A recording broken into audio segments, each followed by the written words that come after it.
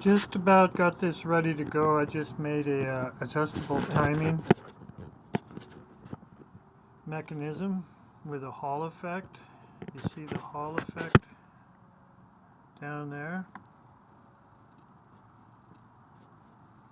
sticking out, and the gap is a little bit too big right now, but I'll be pushing that in closer. And here's the locking brass screw right here as it swivels, so I can change the timing of this plate. And it's going to be very just when you nail it, then you just want to just a little bit either way depending on the speed and the load and all these other things. So, and I made another plate down here, so later on I'll have another Hall effect there. And here's, I have two MOSFETs in parallel here. It's the driver chip 4421, and then two MOSFETs in parallel.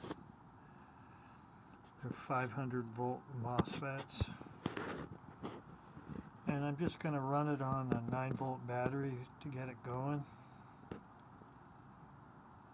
And see what voltage is best. It might be 24 volts. It'll really go. And the way I'm doing the timing, okay, so I have 8 magnets.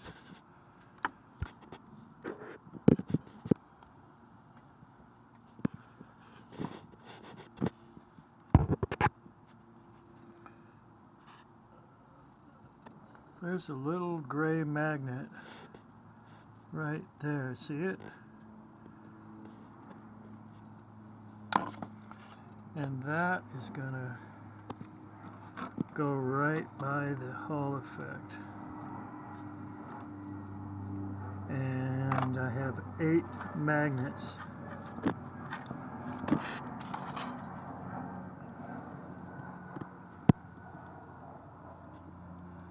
Eight little magnets corresponding to the 8 rotor magnets.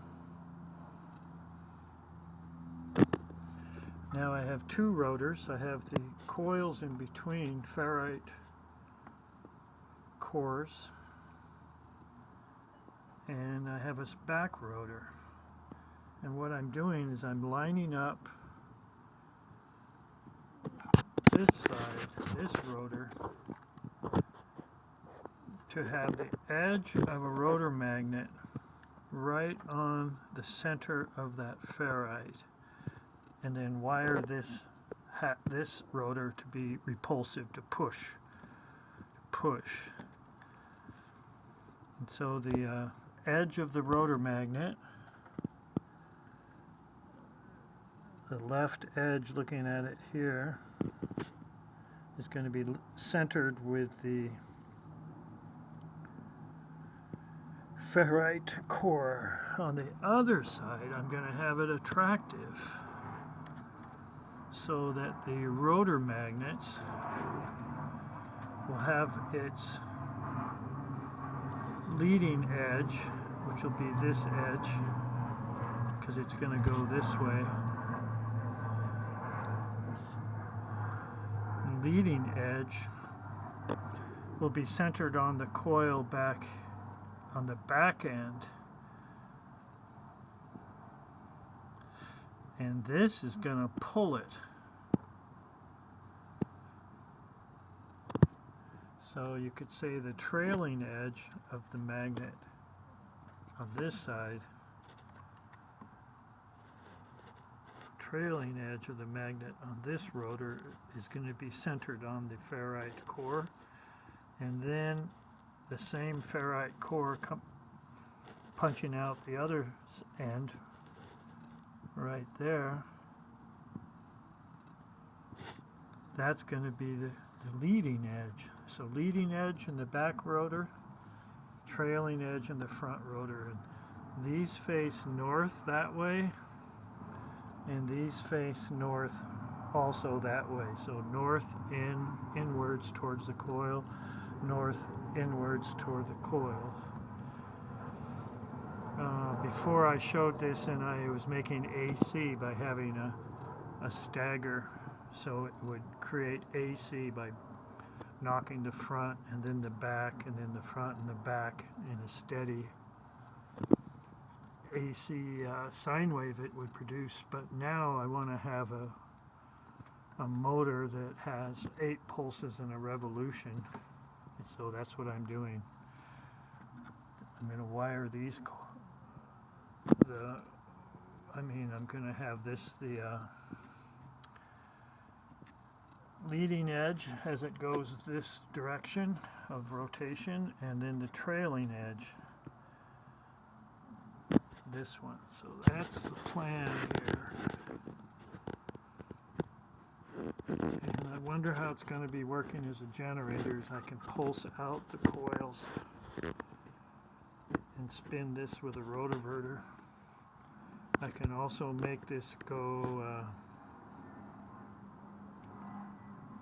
800 RPM, and it'll be a pony motor because that'll be making 60 hertz.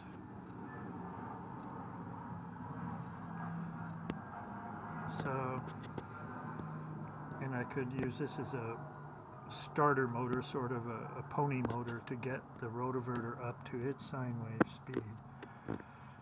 And I can use it as an alternator, and I could maybe take the run cap phase power, shove it into a cap, bring it down to like 24 volts or something, and then power this with the run cap as it's attached at the shaft. So I got a lot of ideas.